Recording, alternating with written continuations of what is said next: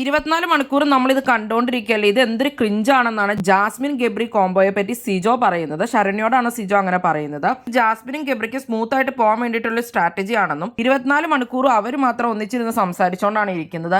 ഇവിടെയല്ല എല്ലാവരോടും company ആയില്ലെങ്കിലും 3-4 പേരോടെങ്കിലും company ആവാൻ പാടില്ല. ഇത് ഇത്ര നേരം കണ്ടുകൊണ്ടിരിക്കുമ്പോൾ നമുക്ക് തന്നെ വളരെ ബോറായിട്ടാണ് തോന്നുന്നത്. എന്തോന്നടി ഇതൊക്കെ എന്നുള്ള രീതിയിൽ സിജോ സംസാരിക്കുന്നത്. ഇത് ആര് കണ്ടാലും തന്നെ ഇഷ്ടപ്പെടുകയൊന്നുമില്ലാന്നും സിജോ പറയുന്നുണ്ട്. ശരണ്യയും പറയുന്നുണ്ട് ശരിയാണ്, ഇത് വളരെയധികം ബോറായിട്ടാണ് തോന്നുന്നതെന്നും നമ്മൾ കാണുന്ന കാര്യങ്ങൾ കണ്ണടച്ചിരിക്കാൻ പറ്റില്ലല്ലോ എന്നും അവരൊരു മൂലയിലേക്ക് തന്നെ ഒതുങ്ങിപ്പോയി എന്നൊക്കെ രീതിയിലാണ് സിജോ അവിടെ സംസാരിക്കുന്നത്. സൗഹൃദമായിരിക്കും എന്തായാലും കുഴപ്പമില്ല, പക്ഷെ ഇത് ഇങ്ങനെ ഫുൾ ടൈം എന്ന് വെച്ച് 24 മണിക്കൂറും സൗഹൃദമാണെങ്കിലും ഒന്നിച്ചിരിക്കേണ്ട കാര്യമില്ലല്ലോ എന്നും സിജോ പറഞ്ഞു. സിജോ പറഞ്ഞ പോലെ തന്നെയൊക്കെയാണ് ബിഗ് ബോസ് പ്രേക്ഷകരും പറയുന്നത്. ഇത് വളരെ വെറുപ്പീരാണ്, വളരെ ബോറാണെന്നൊക്കെ തന്നെ എല്ലാവരും തന്നെ പറയുന്നുണ്ട്. അപ്പൊ അതൊക്കെ തന്നെയാണ് സിജോയും ഇന്നലെ അവിടെ പറഞ്ഞത്. ബിഗ് ബോസ് വീടിനുള്ളിലുള്ളവർക്ക് ഇവരെ പറ്റി അങ്ങനെയൊക്കെ തന്നെയാണ് തോന്നുന്നത്. അതുപോലെ തന്നെയാണ് പുറത്തുള്ള ആളുകൾക്കും തോന്നുന്നത്. ഇവര് സ്ക്രീൻ സ്പേസിന് വേണ്ടി തന്നെ കാണിക്കുന്നതായിട്ടാണ് തോന്നുന്നത്. കാരണം മിക്കവാറും ക്യാമറ ഫോക്കസ് അല്ലെന്നും ക്യാമറ നമ്മുടെ നോക്കുന്നതെന്നൊക്കെ ഇവര് തന്നെ പറയാറുണ്ട്. ബിഗ് ബോസ് വീട്ടിലെ മറ്റൊരു പ്രശ്നങ്ങളിലും ഇടപെടുന്നില്ലെന്നും ഗബ്രിക്ക് ഒരു കാര്യം വന്നാലും ജാസ്മിൻ ഒരു കാര്യം വന്നാലും മാത്രമാണ് ഇവർ സംസാരിക്കുള്ളൂ എന്നും ഗബ്രിയുടെ ഗെയിം വളരെയധികം ഡൗൺ ആയെന്നും ഗബ്രിനെ കാണാൻ പോലും ഇല്ല എന്നാണ് സിജോ പറഞ്ഞത്. ബിഗ് ബോസിൽ സ്ട്രോങ് കണ്ടസ്റ്റൻസ് ആയിട്ട് തന്നെയാണ് ഇവർ കളിച്ചു തുടങ്ങിയത്. പെട്ടെന്ന് രണ്ടാമത്തെ ദിവസം തന്നെ ഇവരുടെ കോംബോ സെറ്റ് ആയി എന്ന് വേണം പറയാനായിട്ട്.